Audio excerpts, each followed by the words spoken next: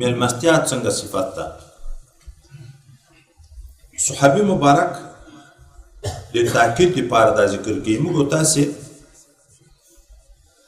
لیکل کوي کتابو یو قاعده ده اسناد د فعل چې هغه شی ته وشي چې صدور د فعل دی هغه نه کېږي هلته مقصود تاکید وي لیدل په څه شي راځي اورېدل په څه شي راځي د یغو ته نسبت کې ابصرت عینایا رسول الله صلی الله علیه وسلم د ما سترګو لید پیغمبر علیه السلام او وسمعته اذنایا د ما غوږو اورېدو د دنه حين يتكلم حين تكلم به چې کله د الفاظ مبارکه ویلې یعنی دا معنی د بل په واسطه نه غږیږي د بل چا نه مې نه دي اورېدلی د بل چا نه حکایت نه کوم ما خپله د نبي علیه السلام مخ مبارک ته کته په خپلو غوږو مې تر اورېده چې دا الفاظ یې ویلې څه یې ویلې څوک چې ایمان په الله او په ورځ د آخرت لري دا به په اکثرو روایتو کې موږ تاسو ته راځي په مسلم شریف کې په دغه کې په ډېرو کې څوک چې ایمان په الله او په ورځ د آخرت لري د میلمه قدر دی کوي څوک چې ایمان په الله او په ورځ د آخرت لري همسایه ته د ضرر نه رسوي څوک چې ایمان په الله او په آخرت لري همسایه سره د احسان کې ډېر دغه دوه ذکر کوي او امنت بالله کې مؤمن به عمر دغه دوه دي الله او آخرت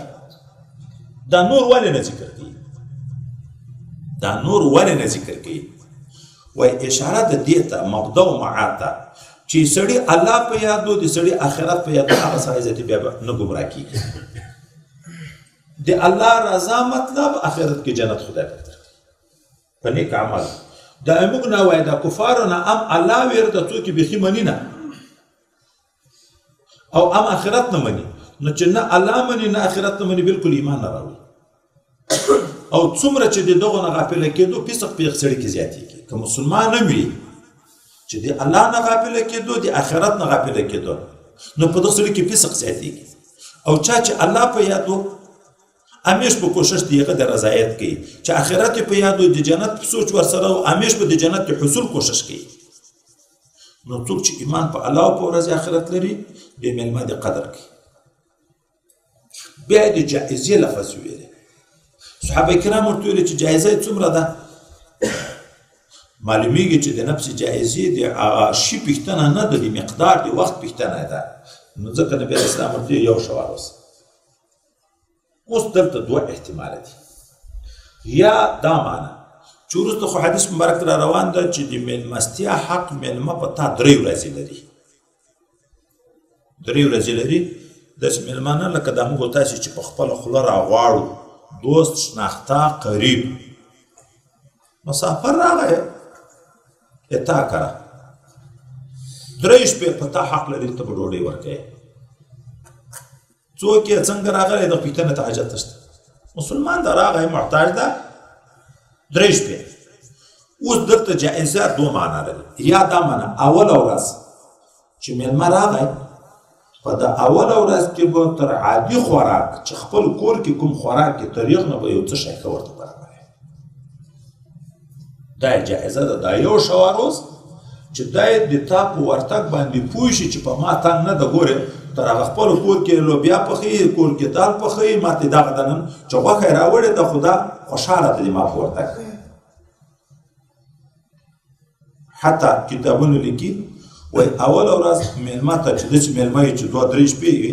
اوله ورځ په کار دا ده چې د مړۍ سره څه تحفه هم ورکړي 2مه ورځ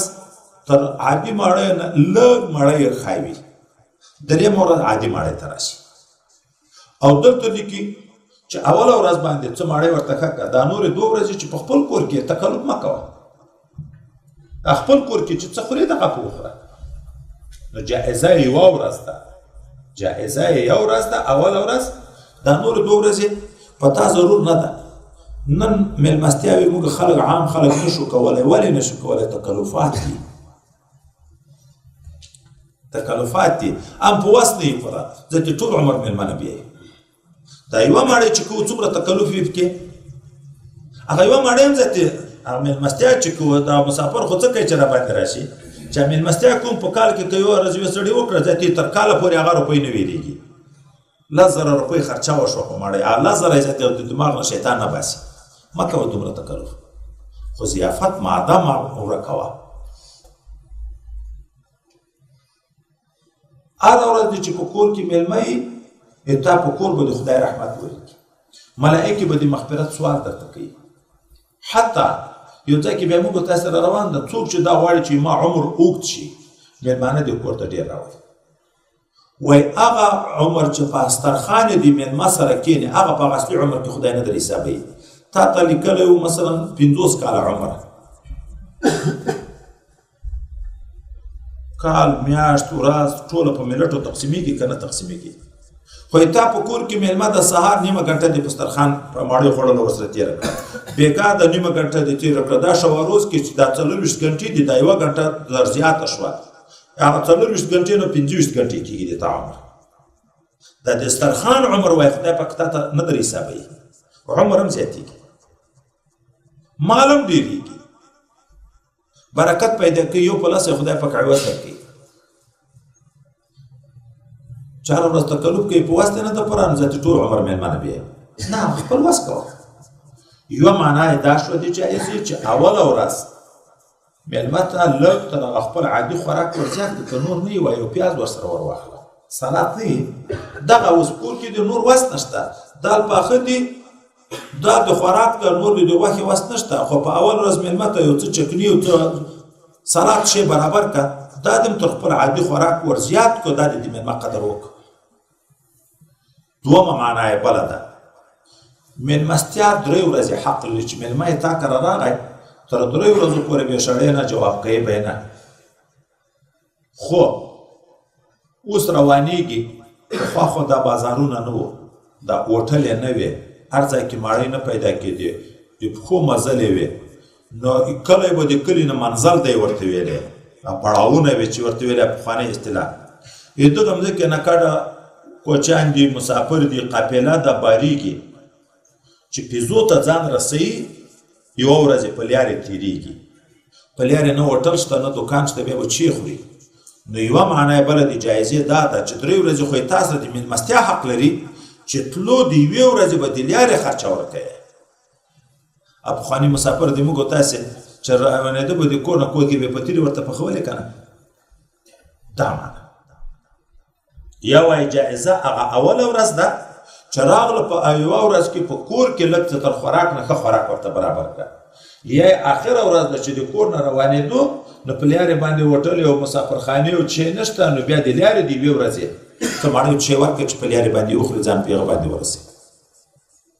او ضیافت 3 ورځې ده یو نه بعد بیا صدقه ده یعنې دا ضیافت 3 ورځې در باندې حق واجبه ده چې مسافر راغی درته یې واړوه 3 ورځې پورې به لازم ده چې ته ډوډۍ ورکوې د یو نه بعد تا اختیار ده خوښه دی ورکوي یې که ورته چې نور ځای ته لاړ شي او دلته میلمه ته مناسب دا ده دی دې پښې نه غځوي ولا یحل له ان یسوي عنده حتی یحرجه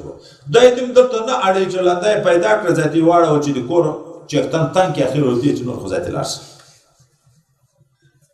که ورته ووایي